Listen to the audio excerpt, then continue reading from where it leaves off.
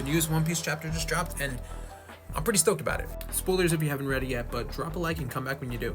Remember, last week they initiated a Buster Call. Everybody's freaking out because remember, the Buster Call was called. The Buster Call, yeah, you know what I mean. And I guess St. Saturn and Kizaru are the only ones that are going to stay there. And I mean, St. Saturn's a little petty about this. You know, he's like, oh, you're looking into the past, so we got to take you out. And to Vegapunk's point, wow, that was hard to say. To Vegapunk's point, like, you're going to set back the entire world, an entire century, just because of this? And like, there's no reasoning with this freaking freakish thing, because he even says, like, Vegapunk is like, what about humanity? And this dude doesn't care. He sunk a whole ship of people leaving because they might have known something. Frankie's getting out of there with Atlas, and Atlas is just carrying Kuma like it's nothing. Sanji's going back for Vegapunk, and I'm really curious, because is it gonna be him versus Kizaru? Because that fight would be insane.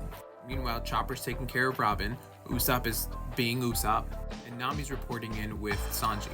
But one of the best things that she said was that Zoro is still fighting Lucci, and they sent Jinbei to go make sure he doesn't get lost.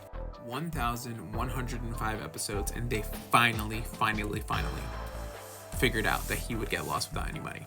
And even though the Vega Force 1 can't carry the Sunny anymore, it looks to me that Brook is just kind of powers to freeze the clouds so that the Sunny can just kind of glide. Coming from Brook, that's a really smart idea. The Buster Call is happening, pacifists are destroying Egghead, like Vegapunk, he's just in disbelief. These guys are in some writing thing that'll get them there super fast, only to get stopped by Kizaru.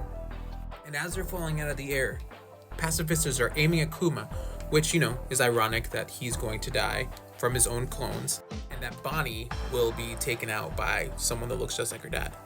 Luffy is stuffed, which can only mean that he's going to be ready to go next chapter. But the best part of this whole thing was this cliffhanger.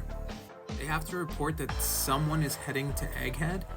Someone else is on their way. Who is on their way? To be honest, I have no clue who it could possibly be. My guess is that it's Law. I feel like Law is on his way there to like help out. But I'm curious, who do you think is on the way? And if you read this week's chapter, what did you think?